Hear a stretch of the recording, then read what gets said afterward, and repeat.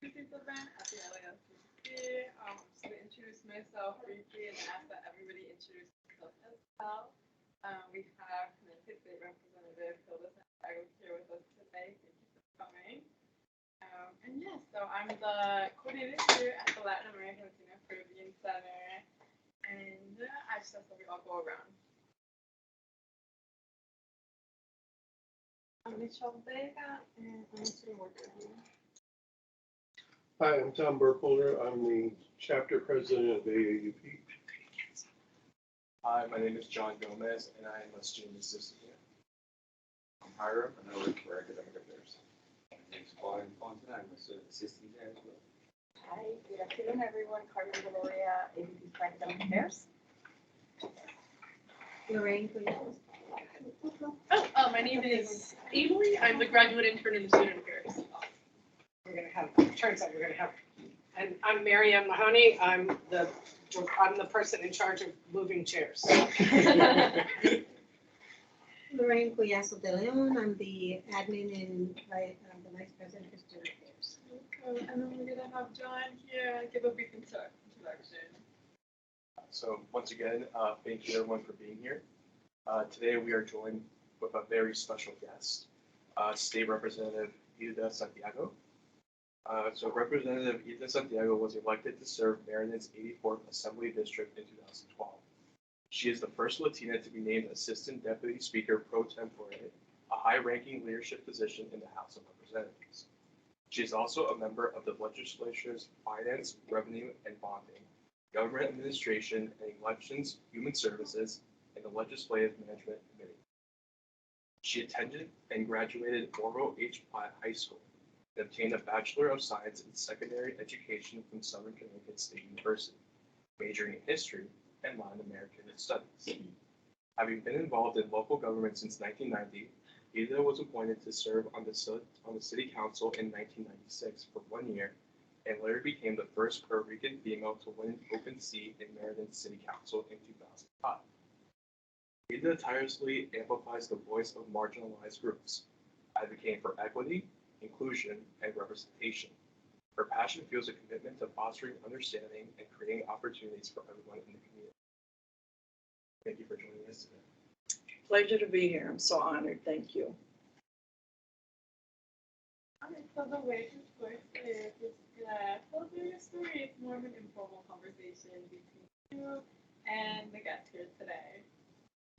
Okay, great. Let me start where I started from. I was born in Puerto Rico. I came here when I was a year old in the mid-50s, and my parents moved to New York City. We lived in Brooklyn, and in Brooklyn, my father worked in the Manhattan garment industry, and my mother stayed home to take care of the kids. So 2 of us were born in Puerto Rico, and 5 of us were born in New York City. So in New York City, we lived all over the place, all over Brooklyn. We moved from place to place, and always looking for a better place to live. And the rents at that time were also very expensive. And my father wasn't getting paid much in the garment industry. He was probably making like $1.50 an hour at that time. Very, very minimum wage. And in 1972, my mother decided to move to Meriden.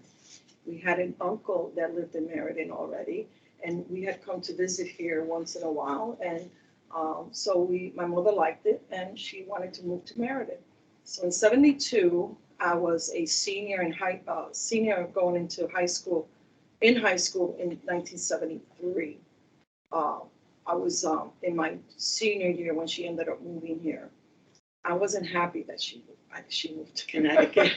I was so mad. As you know, as a teenager, 17, I was very mad. I had established myself in New York City at the schools. I went to girls' high school, and I had established myself. I was also elected the senior president of the class in that summer. I was taking Regents exams. I was in honors, National Honor Society. I was in ASPIDA. I was in all that stuff. And then she decided she wants to move to Meriden. And that was like a big culture shock.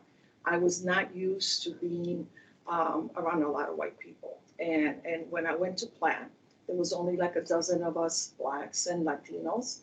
you can count us, people of color at that time.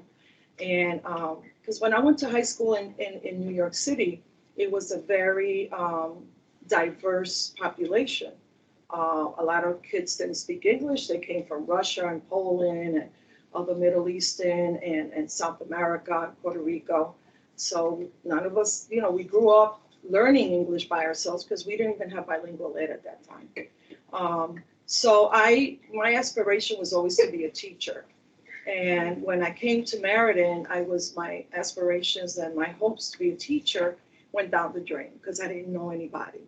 By the time I went to Platt, I had done all my requirements in high school. So I ended up taking, because I only had English to take and one history course, I ended up taking 5 history courses because of my requirements were all done by the time I was a junior in high school in New York City. And again, I wanted to be a teacher and I just didn't know anybody at Platt. I did meet this counselor who eventually helped me put in an application to Southern and Central and Eastern and all those colleges at that time. And I got accepted to Southern. So I ended up going to Southern in 1973. And again, another culture shock when I went to college, because back then there was only a dozen of us, Black and Latinos, in that school. And we formed this group of college students around this in New Haven, from University of New Haven, from Yale, from Southern, from Gateway, from the 4 colleges. And we formed this coalition because back then what we were fighting for were Latin American studies, hiring more minority teachers, women's studies, issues like that we're still fighting for even today. And we used to go out and protest at Yale and University of New Haven with signs, and we used to have sit-ins. So we did a lot of that stuff. And politically, I didn't even know I was already getting involved in politics back then. So I graduated in '77. I came back to Meriden. I was in the work-study program. I lived at the dorm. And by '77, I decided to come back to hi, Edwin. And I decided to, I got hired at the Board of Ed as a bilingual teacher, working with kids in the bilingual program. During that time, a couple of years after that, I got married, and I went into a very bad marriage for almost 10 years. I went through domestic violence. During that time, I didn't go back to school. I had 2 children. I became homeless at one time. I was getting evicted from apartments. Nobody wanted to rent with me because my ex-husband had such a bad reputation I didn't know about. And just coming into Meriden, there was a lot of things that I didn't know about people in Meriden. So for 10 years, I stayed at home, raised my kids. But during that time, I became an advocate for my son. My son was learning disabled, intellectually challenging at that time. And when he went into 1st grade, they left him back in 1st grade. And then they wanted to leave him back again. So I says, well, I went to school for teaching and I took special ed classes. I says, I know there's something wrong with my son and I want him to get tested. They didn't want to test him. So I had to go through that fight back then to make sure my son got tested so he would be put into special ed. Now, special ed back then, and sometimes it still is, has a stigma, and people didn't want to put their kids into special ed. But I knew that my son had special needs, and if I didn't put him into school, if I didn't put him into special ed, my fear was that he wouldn't graduate from high school, at least with a high school diploma. So I went to a lot of Board of Ed meetings, fighting for that. I learned that when you file your child to get tested by federal law, they have 45 days to make sure that you get a PPT. which is where they get together and they decide what your child's needs are according, with the principal sitting there, the psychologist, your teacher, yourself as a parent. So I had a hard time, and I started going to Board of Ed meetings. And at the Board of Ed meetings, they started to see me a lot. I was fighting for the parents and because they didn't have Spanish translators back then. So I became like an advocate for the parents, and I would go to PPTs with them while I was still working. But that's how I started my advocacy with special ed, with my son. Because if I didn't get him the services, then he would never have graduated from high school. And that was, he's still special. He has mental health issues. He has learning, intellectually. He's 43 years old, but he has a mind of a 21-year-old young adult.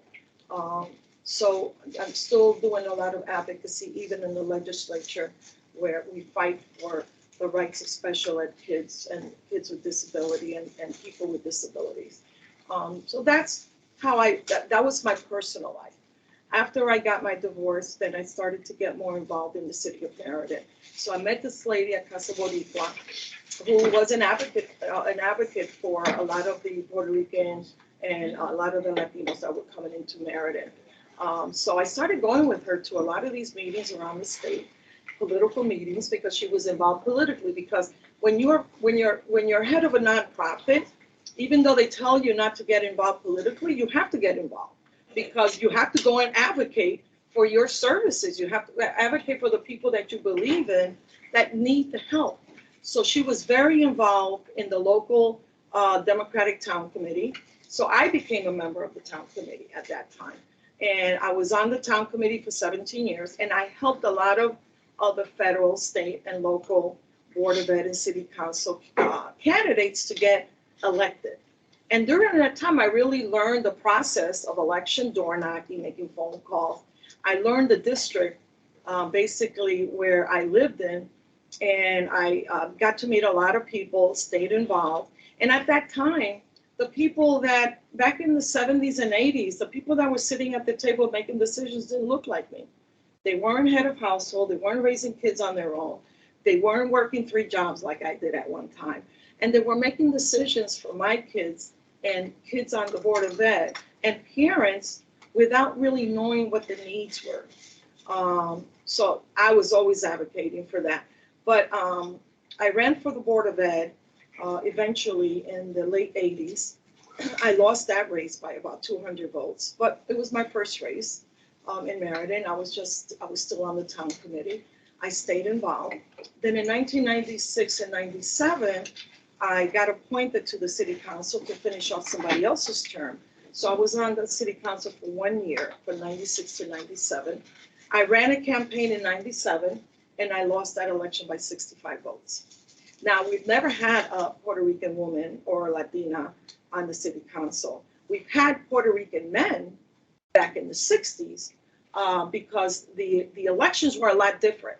They had these metal boxes, and they had the lever. So if your name was on the lever, and you just pulled it once, and all the names came down. So that's how it was very easy back in the 60s and 70s for Latinos to get involved and to run for office, because everybody ran as a slate, and the machines were totally different.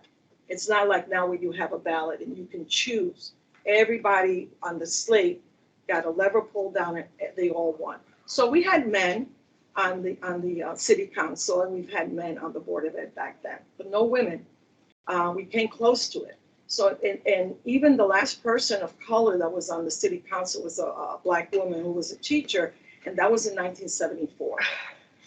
So I ran my campaign in 97. I lost that by 65 votes, but I stayed involved in the community. I stayed involved in advocacy. I stayed involved in going to make sure that they were hiring minority teachers on the Board of Ed. And by that time, I started to get more influence in decision-making in the city of Meriden, because there weren't a lot of people like me that were involved. And in 2005, I ran for the same seat. At that time, it was vacant because the guy that beat me decided he moved into another district. So I ran that seat in 2005, and I won that seat by almost 500 votes. And I was the first Puerto Rican woman on the city council. And at that time, I was the only woman because it was all white men. And it wasn't until a year or two later that another white woman got elected to the city council. So that's when my real political affiliation and my real political experience started back in 2005. But I also had to work, and I also had 3 jobs at one time. I was also raising 2 kids on my own. So, but I stayed, my kids came with me every campaign that I did. My kids learned how to door knock, they learned how to make phone calls, they learned how to seal envelopes and fold copies up. So they learned all that stuff. And to this day, my daughter is very outspoken. She questions everything. And she is very smart at picking up when things are happening to her. But I stayed on the city council. Our terms are 4 years in the city of Meriden. It's not like other cities where the city council terms are 2 years. So I was on my 2nd term. And so in 2011, I was up for election in 2012. But in 2011, the Speaker of the House, Chris Donovan, who had been a representative of the same district I was, but on the state level, he was on, I had helped him to get on. And he was a speaker, a state rep for almost 20 years. But I've always worked in his campaigns. Every time we had opening day up at the Capitol, he always brought me up as a guest, as a city councilor. So I stayed very involved. I helped other state reps get elected at that time in the mid-2000s. And until now, we still do that. So in 2011, he decided to run for Congress. So I decided that I would run for state rep. And there was another colleague of mine on the city council that also represented part of that district. And he was going to run for the same state rep seat. Because as soon as Chris Donovan made the announcement, then people started coming out of the woodworks. And I felt at that time that I had represented that district for almost 8 years. I knew the district with doing a lot of door knocking and work with Chris Donovan for almost 20 years. So I felt that I deserved and worked hard to get to where I'm at by running for that office. So he was going to, he said, well, I want to run. I said, well, I guess his name is Keith. I guess Keith then will have to primary. So, and I was scared about what I was going to do. But by that time, we already had campaign finance in the state of Connecticut.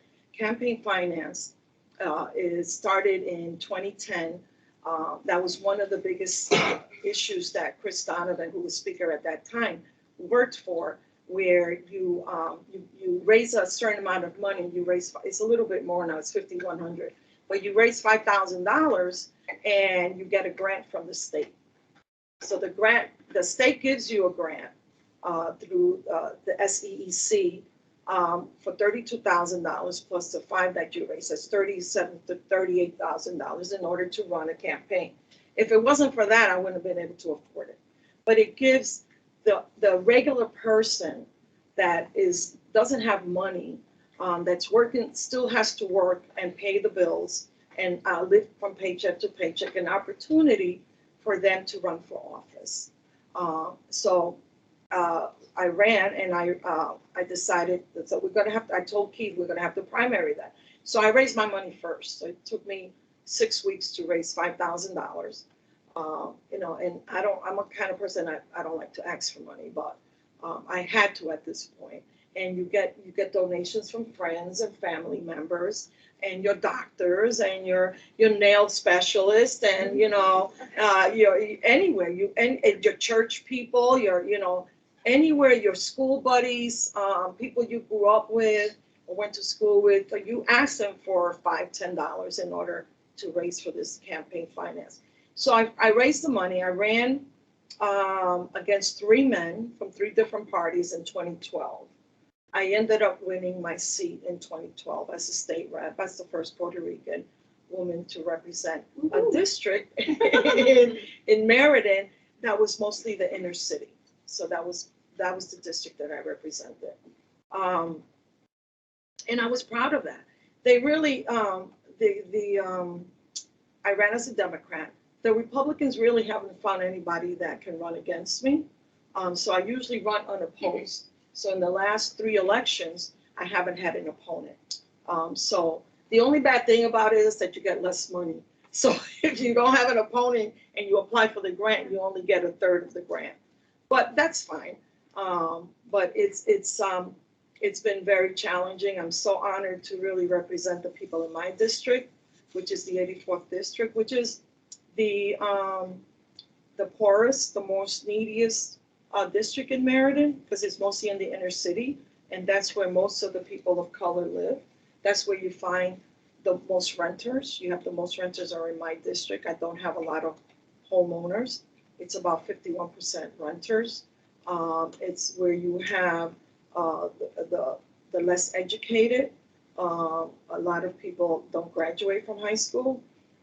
It's where you find the schools are mostly in my district, except for the high schools. The nonprofits are in my district, and the pantries are in my district, the shelters in my district.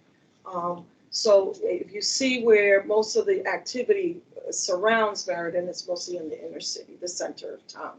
And that's the district I represent. So that's what I fight for when I go up to the Capitol. Issues on healthcare, issues on the working folks. Childcare is a big issue up at the Capitol. Education. My job is to make sure, as a legislator, that they don't cut our money in Meriden. That's what your legislators, supposed to do, because when the budget time comes, what they cut more is the money that comes to the Board of Ed and the money that comes to the municipalities.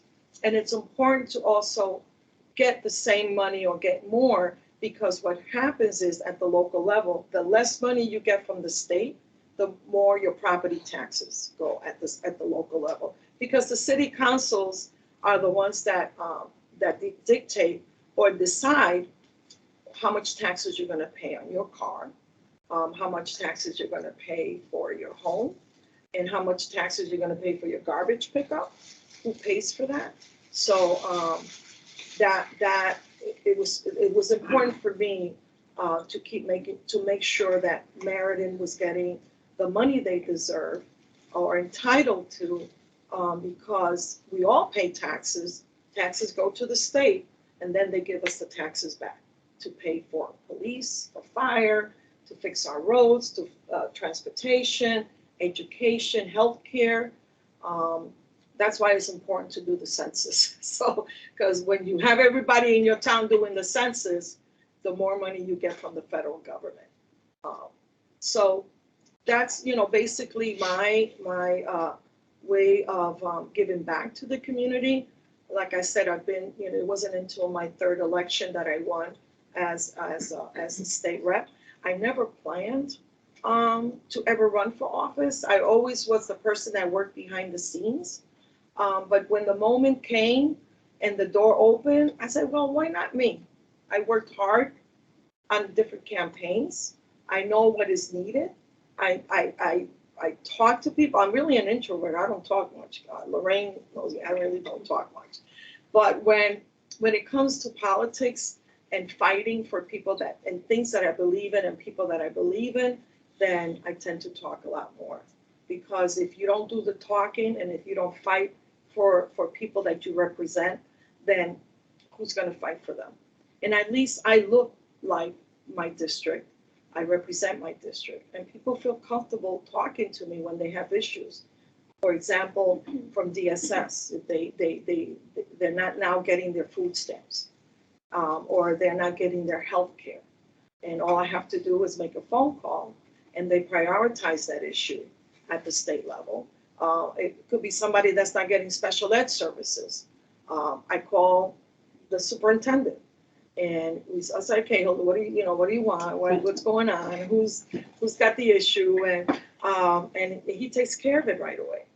We have a tradition in Meriden as a state delegation, because there's 3 state reps and a state senator, that we also meet with the Board of Ed. we meet with the city council, say, what are the things that you want us to bring back? What are the things that, are happening in the legislature that's going to benefit Meriden? And they're good about knowing what the legislation is and keeping up with the legislation. So if something's not working, then they'll let us know. And we work together as a delegation to fight for Meriden. And that's the way it should be with every town. It's always important to know who represents you on the city council. In case your mailbox gets knocked down or somebody doesn't do the snow plowing in your street, it's always important who's on the Board of Ed, because those people are making decisions for you and making decisions for your family members. And it's important that you have a voice. To me, it was always important that I had a voice at the table. That if the people that were voiceless through me would have a voice at the table, because again, people that are making decisions don't look like me. And as Edwin knows, there's not a lot of us Latinos. We only have 3 Latina women representatives at the state level out of 187 state senators and state reps. We have together 16 Latinos around the state that are from Waterbury, Danbury, Hartford, New Haven, Bridgeport, mostly from the bigger cities, and New Britain, because New Britain has like 10,000 more people than Meriden does. But it's so important that when you don't always have to be an elected official, but if you know who they are and you can advocate for yourself and ask the questions, because there might be an idea that might come from setting up a legislation or passing legislation.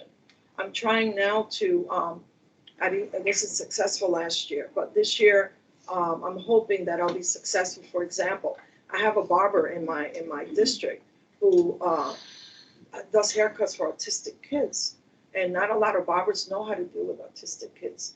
So we're trying to put something in the curriculum so that when barbers get their license, because there is no policy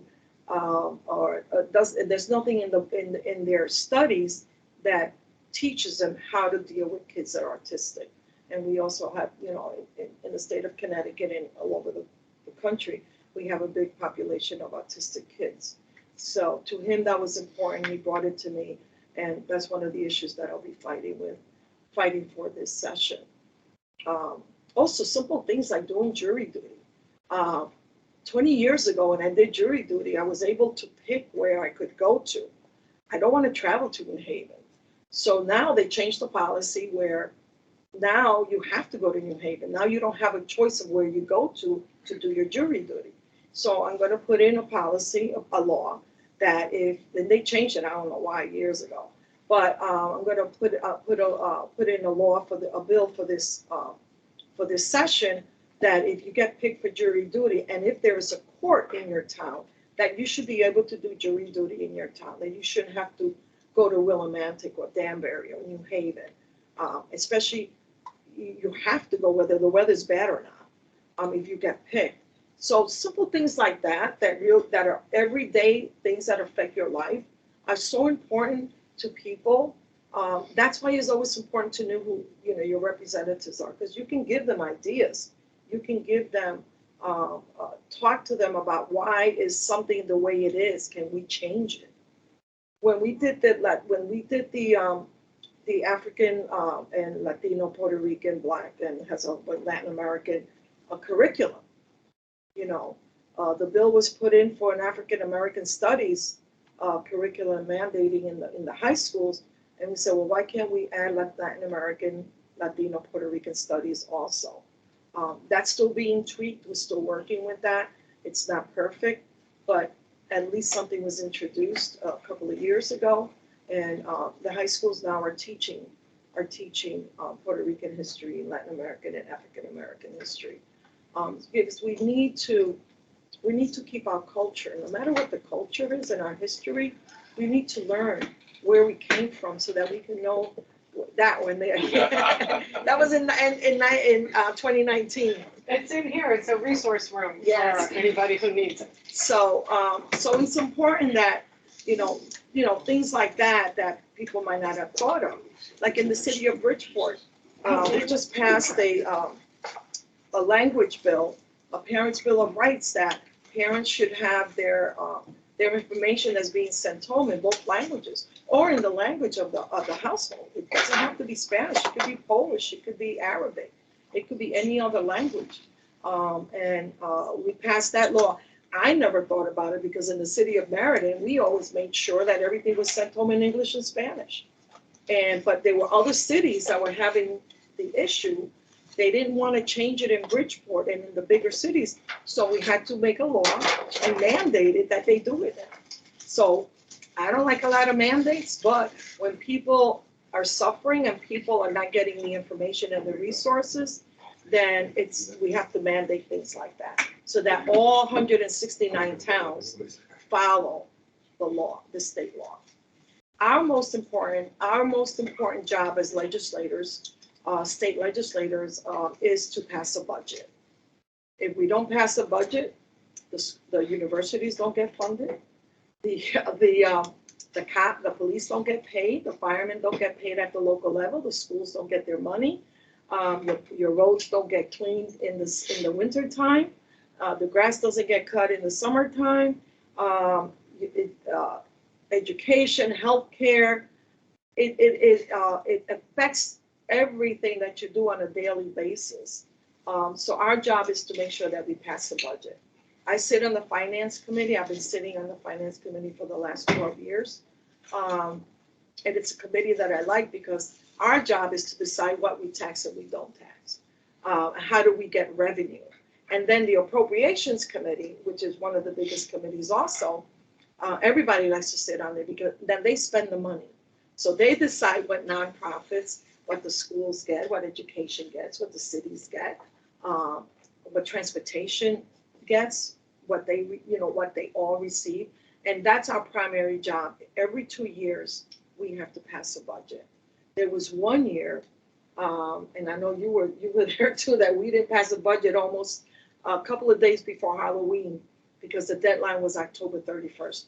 We have to pass a budget by June. Because we have a biennial budget of 2 years, every 2 years. So our budget has to be passed by June. That particular year, I don't remember what year it was, 17 or 18, something like that. I think it was 2017. We didn't pass a budget until October. So a lot of the nonprofits, nursing homes, home care, health care, schools, they had to put everything on hold until we passed the budget. And then this year we're in session. This is our short session because we have a long session when we do the budget. And then we have a short session when we try to improve that budget from last year. So we're only in session from February until May this year. But if you have any questions, I mean, I want to, hear some questions that you might have. I think I've talked quite a long time. So. I have about 2 or 3. Well, when you're doing your teaching, while you were teaching, what district did they place you in? Were you in the same district you are in now, the inner city, or were you placed elsewhere? I was placed in the inner city because, like I said, most Ben Franklin, John Berry, most of those schools are in the downtown area. We have a couple of schools up on the east side. The high schools are both, one on the east and one on the west, and we have a technical school. But yeah, I work mostly with Spanish kids, students, in the bilingual ed program, and it was in the inner city. My other question is pertaining to the committees.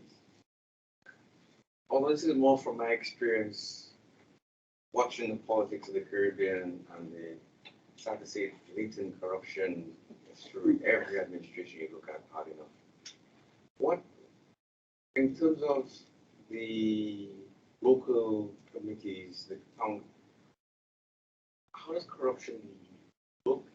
And in this function, how much of it is there really? Because I know it varies from town to town. Mm-hmm. Like some towns you may just have blatant, some just have a little hiding in Yeah, we have 169 towns, and it's like we have 169 kingdoms. So every town committee in each town functions a little bit different. So, but the one thing that's common is that the town committee members have to be they're elected. They're elected as a body. And in Meriden is one of the easiest ones because we put a slate together.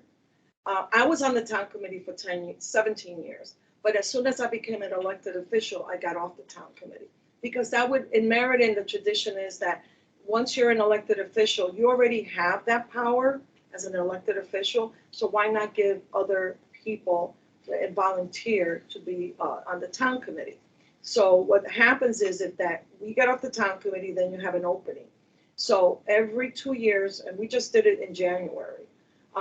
So you put the chair puts a slate together of the members of the districts, of the state districts. So in Meriden, we have the 82nd, the 83rd, and the 84th, which is the three of us. There's three state reps and 3 state districts. It depends on the population of your town.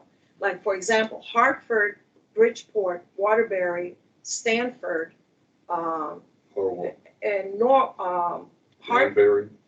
Danbury is the small. Hartford, New Haven, Waterbury, and Bridgeport, you know that their population is over 100,000, right? Those are the bigger cities. And Stanford just became the biggest city also.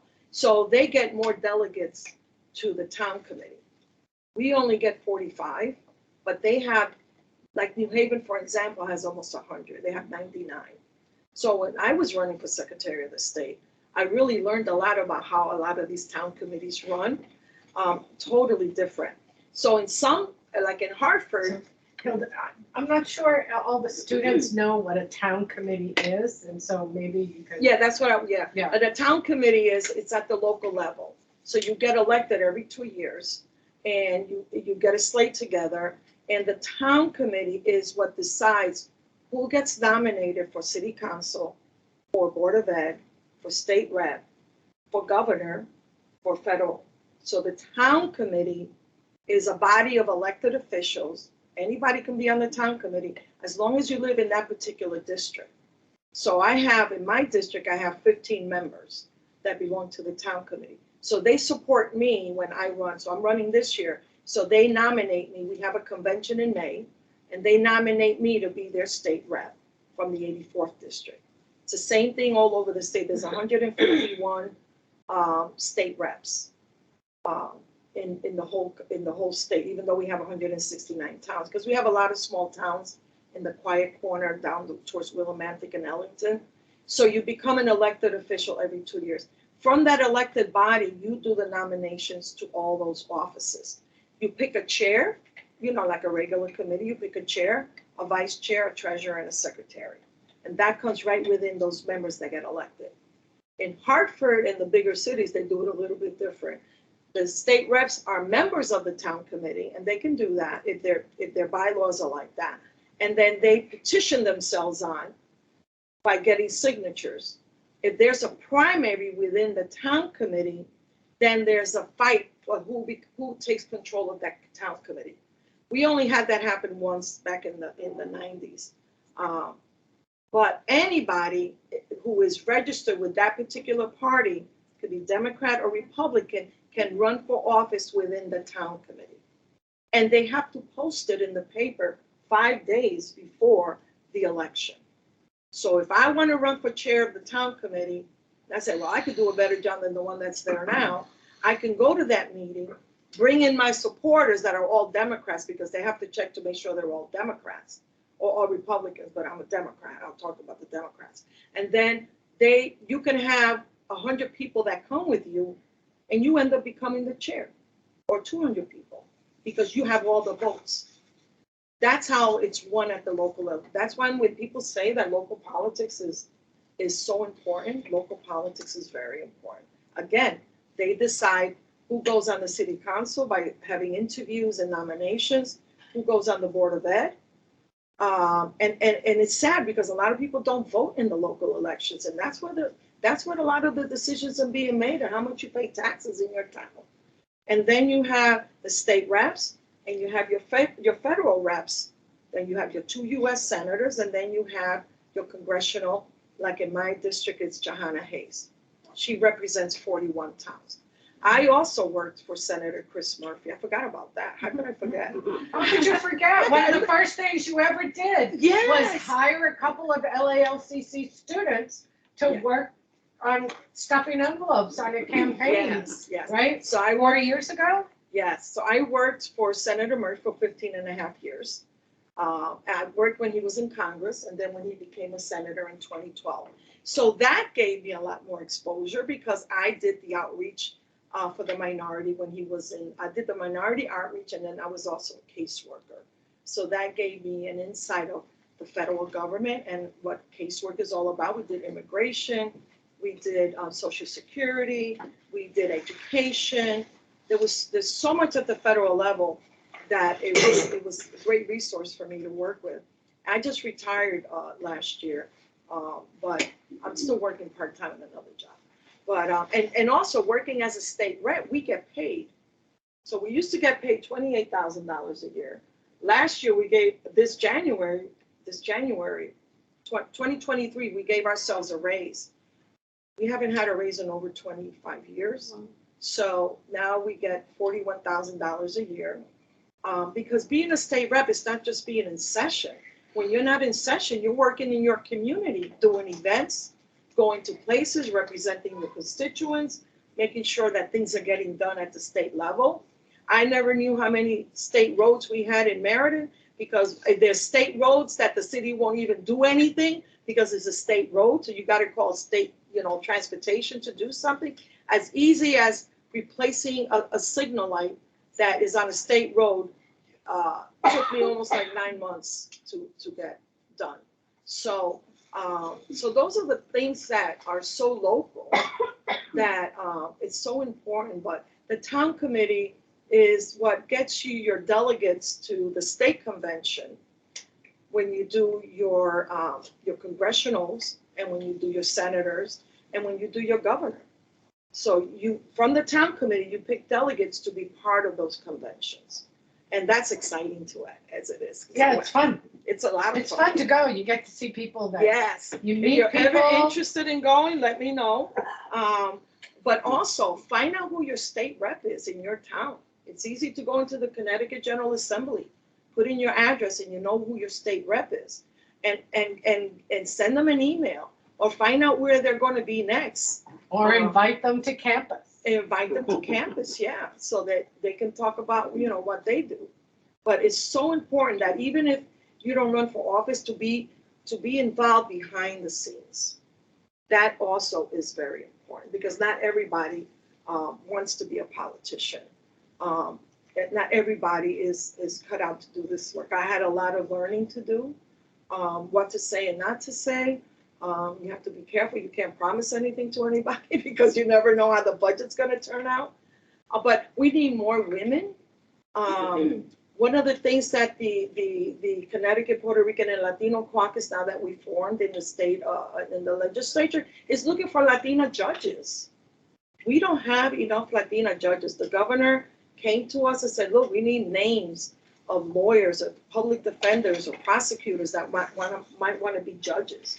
We don't have the representation at the criminal justice level when most of the people that are going through the criminal justice people that, that the Black and brown people, Black and Latino people. But we're looking for more women judges. The pay isn't that great, and that's one of the things. I think they make a little bit less than $200,000, but a lot of our lawyers, a lot of our Latino lawyers are making $300,000 and $400,000 a year. So I mean, if you're in private practice, $200,000 is a pay cut. Yeah, it's a pay cut. So, but it's still good because we have good insurance. So our health insurance is good. So, go ahead. I have a question. What can students do to help increase the voter participation, even amongst their own, amongst 18-year-olds at campus or 19 students? You got to talk to people, convince them of how important it is that registering to vote and to vote is so important because, again, people are making decisions that don't look like you, and then you complain that these decisions are being made, but if you're not registered to vote, don't complain. So it's always the one-to-one networking that you can do. You can do voter drives. We were going to try to, we didn't pass it last year because I sit on the elections committee. So we're trying to pass a law that when you're 16, you can register to vote. You can't vote until you're 18, but at least when you're 16, you can register to vote in your high school. And then when you turn 18, you don't have to worry about it. And then you're registered to vote and you can go vote. I think we have to really do a lot of community education with the nonprofits. A lot of the nonprofits, when you go apply for energy assistance, they ask you, are you registered to vote? Here's a form, you could do it online. When you go to DNV, they ask you the same thing. You can register here when you register for classes. Yeah, and online, you could do it online. But if people are, it's hard to say without trying to be too critical. In the state of Connecticut, we just don't have enough young people that really are registered to vote that can help make the change. We don't have enough women, Latina women that are voting. We don't have enough people of color that are really voting to make a change. You see those kind of things like in New Haven, when sometimes they make those changes and they at the local level. It's so hard to convince young people that their vote really matters. Don't get mad because Biden is not doing anything about student loans. There's other issues that we can fight about. It's so important to come out to vote. Whether you vote for whatever party you have your philosophy that you think is the best for you personally or for your family. But as long as you vote, that's so important. And that's how you get more money into the state of Connecticut. Doing the census, you get more money in the state of Connecticut. Those decisions are being made at the federal level, and they go by the registered voters in the state of Connecticut and how much money we're going to get for higher education, for local education, for the police, for all those life stuff that are regular stuff that we don't think about. Those decisions are being made because of how many people we have in the state of Connecticut that are registered to vote.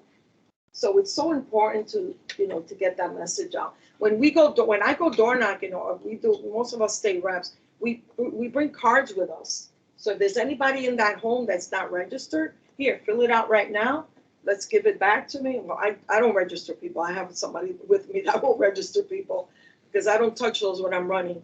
Because you don't want to get accused of trying to tell people how to, what party to tell vote. people how to vote. Tell people how to vote. So I always have somebody with me that will have the cards here, register, we'll take it back, we'll take it to City Hall, we'll give you a stamp.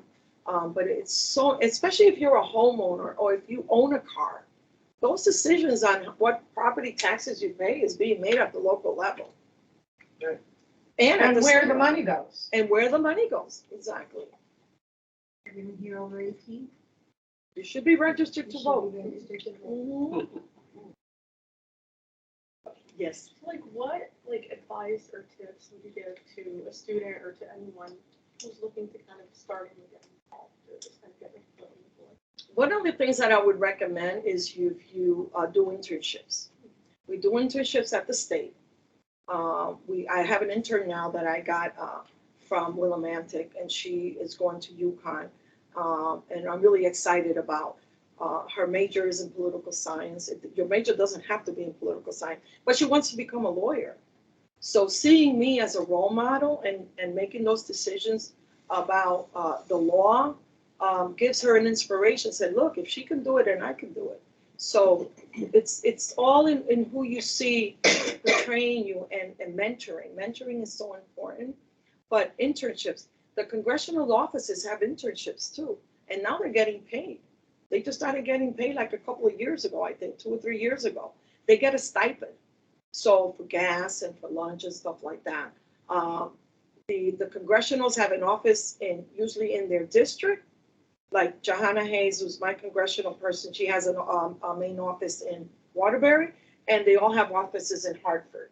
So they're always looking for people from Connecticut to do internships. That's so important. But also read the news. And in DC, right. Yeah. DC is very expensive, but what they do is they all live together. They all room together because it's so expensive down there. So we've had a lot of, not married, but we've had a lot of Connecticut kids that live in DC and have been part of Senator Murphy's internship. Yeah, Kayla, Hilda's daughter, yeah, Kayla. who's a CCSU grad, used to work at the LALCC.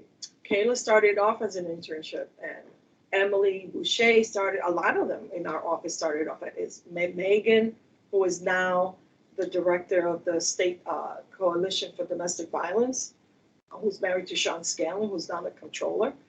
They all came out of Murphy's office. I can tell you about Murphy's office, Right.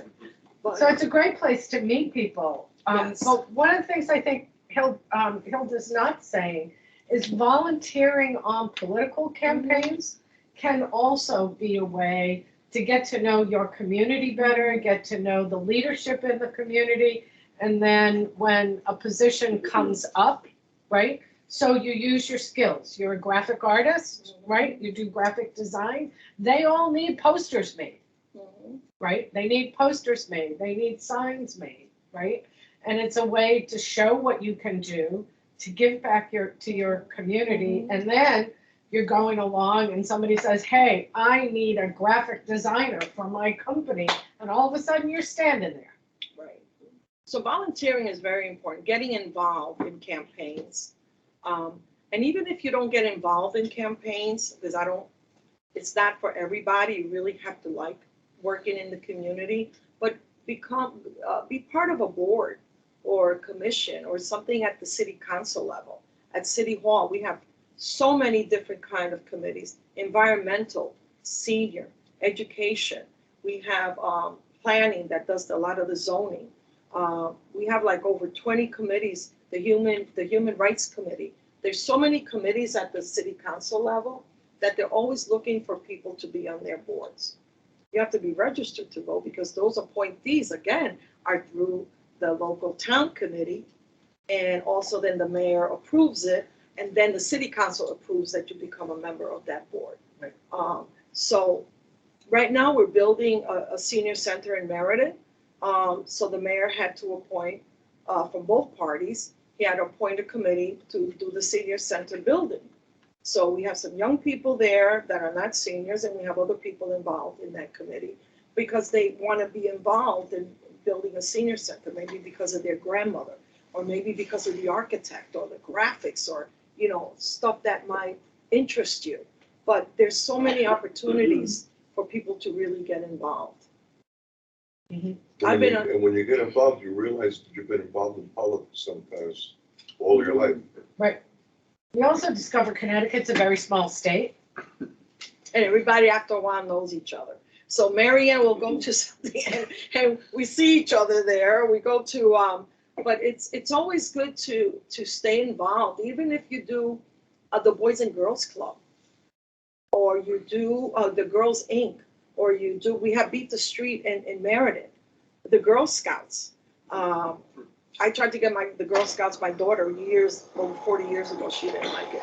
But there's so many other things that you can get your kids involved with. And you yourself, in local PTO and the Board of Ed, and you start having kids, and your kids are going to school, that's important. Even in your church, if you're doing a youth group, even though you don't think it's political, but it's political because you're dealing with kids, you're organizing them, you're teaching them how to work together, how to bond. There's so many different things that are even in faith organizations. And believe it or not, a lot of the pastors and the reverends at the local level are involved in politics. We got a couple of black churches that are very powerful in Meriden. So when the mayor's doing something that has to do with human rights, he calls the pastors. You have people that want to be on this committee. It's so important. A tenant leader. Tenant organizations and the housing authorities. Housing is a big issue. We have a big homeless problem in the state of Connecticut. It's not going to get any better. because we just don't have affordable housing in the state of Connecticut. That's a big issue. Hopefully we'll be tackling the EV, the electric vehicles this session. People in my district, the median income for somebody that lives in my district is $37,000 a year in my district alone. The other districts are fine, because one of them is, they're both on the east side. So that's where most of the homeowners are. That's where the people that work on the state jobs, that's where they're at. But people in my district, if I bought an electric vehicle, which I can't afford, let's say I bought one, I'd have to go to the library that's about 15 minutes away in downtown for me to charge it. There's no, I live in a multifamily. There's no EV station to charge my phone in my backyard. So there's a lot of issues that the urban centers really have to think about. If you have 100 or 200, we don't have a lot of them in Meriden, but I've done a lot of door knocking in Britain, Hartford, Waterbury. They have buildings that have up to 200 and 300 people. And if all of them get a car, where are they going to charge their cars? In the inner city, in the urban areas. So those a lot of the issues that we have to think about when we go back this session. When that bill gets brought up, it'll be interesting. It'll probably going to be like a talker for 10 or 12 hours. When we did the non-citizens license for people that were undocumented, that took like 10 hours to talk on the floor in the chamber. And it was led by Juan Candelaria from New Haven. And the intern was Leslie Navarrete. Yeah, Leslie, who's a CCSU grad. I remember Leslie. Intern. Yeah, she was great.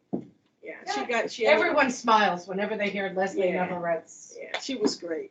And issues like the minimum wage, just getting up to $15. So, in the state of Connecticut, you have to make $27 an hour for a family of four to survive in the state of Connecticut.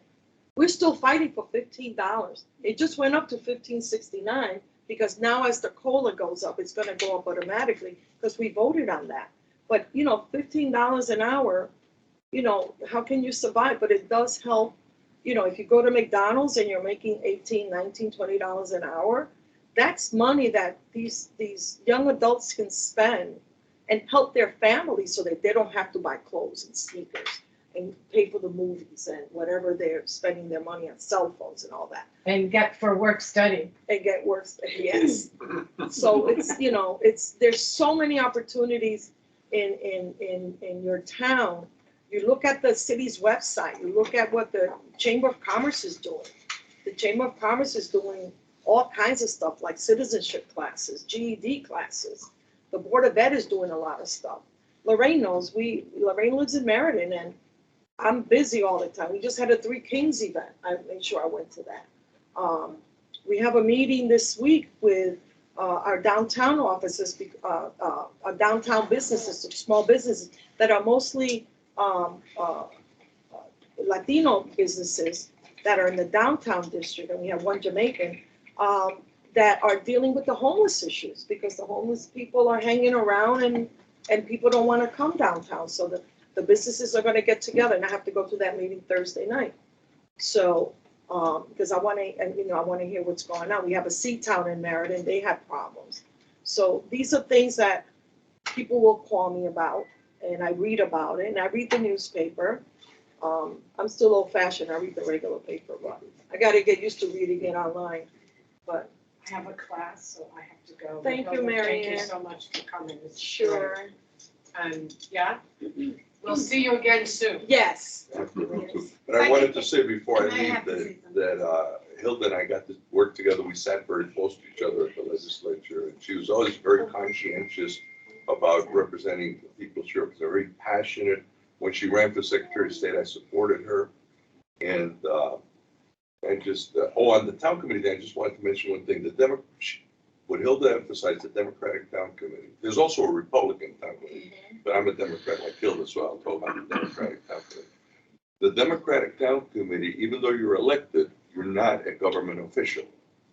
The Democratic Town Committee is a party position.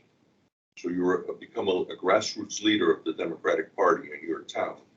And it's the group that decides who's going to be the nominee from that party to be the candidate for mayor, and like she said, they sent delegates for the governor's convention.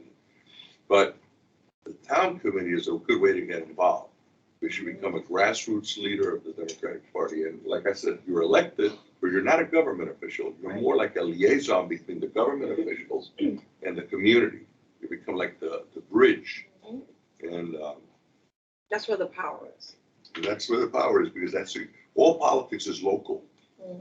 That was Tip O'Neill, who was Speaker of the House from Massachusetts. Tip O'Neill used to say, all politics is local. That's true. There was one guy, remember that congressman, he was a big shot. They elected him here, elected him there, international issues, national issues. But he forgot about his district in New York. And Ocasio-Cortez ran a campaign, and once he lost his congressional seat in his district, all those positions he had nationally and internationally disappeared because he's no longer in Washington. Now it's Ocasio-Cortez who's going to represent that neighborhood. So that neighborhood, really, everything you build is on the local. So the town committee builds the local official. The local officials help elect the state official. State officials like Governor Lamont and our state senators, state reps help elect our U.S. senators and U.S. congressmen. You know, so it all builds up. It all builds up from that neighborhood. Yes, and we have one of the youngest Latinos from Puerto Rican and Dominican, I believe, from New York City, Richie Torres, who lived in public housing. I mean, I lived in public housing too at one time, but he lived in public housing, and that's his passion, is fixing the public housing system in the city of New York. And I think he's like 21, 22 when he got elected. He was young. And these are the young people that we need to mentor and work with and inspire to replace us when we're gone, because we're not going to be there forever. And you start at, you do start at the local level and you work your way up. Some of them want to start from way up and then work themselves down. But hey, whatever works for you is what's important. Lorraine? Yeah, two quick things. When she was talking about mentoring and supporting, I remember when Hilda was running for the state, there was someone interested in running for a position she was going to leave open, and she mentored and she advocated for them, and she, didn't matter race, gender to her, it was just that they were passionate about it. And I know that if any of you have any other questions and you want to pursue this type of work, I know she would make herself available because she's done it all her life. Just the fact she's here today talking to us She's done it shows all her her life.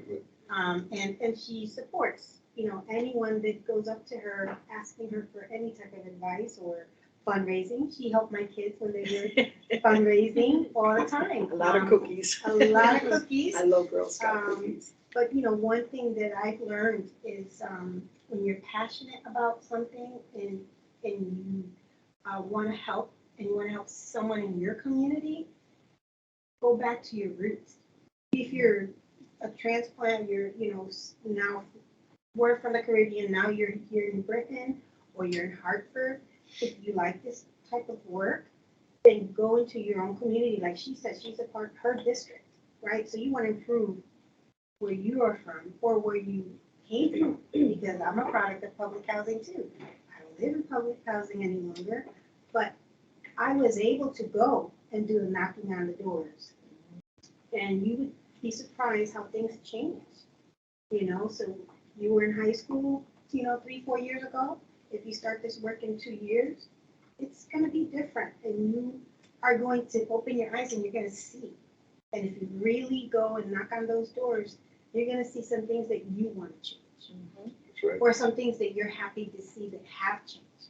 But you have to go back to your own roots or where you are now. So like, again, you were from Bridgeport, but now you're going to be in Hartford for the next 20 years. Do that work, put it in. And things that you think don't affect you. For example, a lot of people say, oh, but I'm a renter. I don't pay property tax. You do. You pay property tax because the landlord, when he charges you the rent, incorporates the property tax right into the rent. So if you have, let's say you live in an apartment that has water, and you say, oh, I don't pay for the water, the landlord pays for the water. No, no, you pay for the water, you pay for the heat, even if they, because if it's an apartment that includes the water and the heat, you can be sure that that's part of the rent you're paying. Exactly. I have a question about the students that are on campus when it comes time for them to vote. Since they're living on campus during November and have decided, do they vote here or do they have to go back to their hometown? You can do the absentee ballot For your So- own town. from your own town, Yeah. yes. And So if- you request it, you request the application, and then once you fill out the application, you send it back to your hometown, then they'll send you the ballot. And then those names will be on there. If you don't know who they are, all you gotta do is Google everything. I Google everything. So if I don't know who a person is, I Google them and I, look to what they stand for, and they start sending you information so you can make an informed decision. But don't miss out on not voting just because you don't know people. I didn't know a lot of people. I still don't know a lot of people. But I get to know who they are. I ask questions. I Google them. I find out, give them a call, send them an email, and even try to go to events that they do in their own town. So I say, hey, I sent you an email and you never responded. I get that a lot because I get hundreds of emails, especially when there's issues up at the Capitol. During gun control, we got like thousands and thousands, over 7, 8, 10,000. Sometimes it's, From It's all like a over the forum. all over the country, not just Connecticut. But, sometimes I'll miss an email. But if I see you and you say, okay, so I got a little pad, I'll write it down, okay, I'll look for the email. But always, always, always vote, that it's so important. So you could do the absentee ballot. This young man is a student in my class, Noah Hernandez. He's gonna be a nurse. He's studying nursing. That's a good field. And in our class, we're talking about how political nursing is. Mm-hmm. People think, oh, that's not politics. Oh, yes, it is. When you say, how come I can't give a painkiller to my patient? Because it was illegalized. Why? Because people were getting addicted or overdosed on it, so the politicians changed it. And it affects everything you do as a nurse. Same thing, social work, whether you're going to do social work. You're going to teaching. Why is it that I have 32 kids in my class, 35 kids in my class? I should only have like 25 or 22. It's because of the budget. So Edwin, we're having a nurses forum tomorrow. So when you look at the Connecticut General Assembly website, and he can show you how to do it, there's an, every day there's events. There's different task force forums, things that people are passionate, the state reps are passionate about, they're gonna have a forum. So tomorrow, I just got an email from the Black and Puerto Rican Caucus that Pat Senator Miller is going to have a forum on nursing. Good. And so you can do a Zoom in, so you don't have to be there, you can Zoom in and get that information. So we're trying to make it easier for people to become CNAs. Not that they need to not be certified, but make it easier for them to be CNAs, to go from CNA to LPN or to go to nurses. Nurses make a lot of money. And we're having an older population, us baby boomers are getting older. So nurses are needed, and especially if you're bilingual, you'll get a job anywhere. You'll get scooped up. Trying to provide bridge programs. And things Yes. like That's what we're doing, yes. Right here in central Connecticut, if, like, if they cut the state university budgets, Mhm. People say, well, why is my tuition going up? Tuition goes up because if there's less money, they have to make it up. And those are things that people should be sending emails. All college students should be sending an email to their state rep or the state senator complaining about the tuition, because the tuitions are going up. You doing it? Good. Very good. Can the students have a petition going where they get all the students to sign and then bring it to the state rep? Yeah, they can do that also, yeah. And we're gonna have public hearings about that, so. Well, thank you for, thank you. Have a little more, Noah. Have some more, it's good. Oh, I think I'm good right now. So maybe we can take a picture together. Real quick, guys,